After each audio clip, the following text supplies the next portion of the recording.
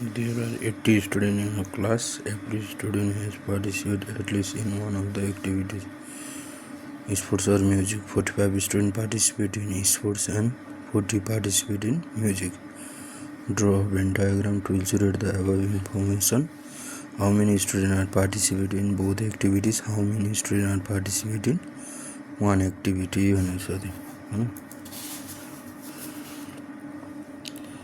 There are the number of students, 80 students in a class. This is our solution.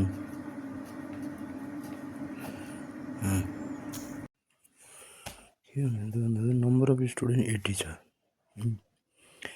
अनि भनेको छ क्वेशनले के भन्दा एटलिस्ट यो एउटा खेलमा भए पनि एउटा केही न केहीमा चाहिँ आबद्ध हुनुपर्छ भनेर भनेको छ।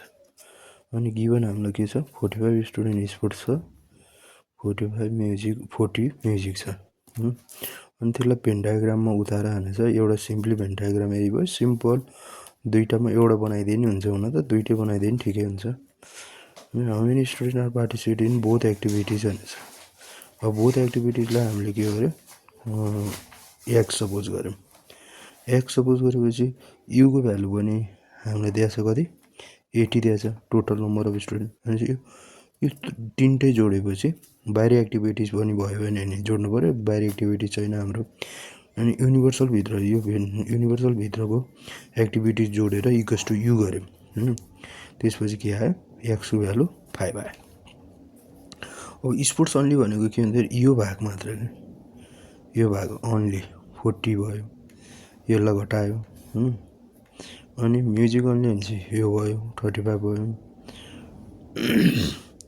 अनि अब अन्लीको how many only one activity भनेछ भनेपछि यो दुईवटा अन्लीलाई जोडेर 75 स्टुडेन्ट चाहिँ एक्टिभिटी के भयो, अन्ली एउटा एक्टिभिटिजमा चाहिँ आबद्ध भयो भनेर यस्तो क्वेसन चाहिँ आउँछ।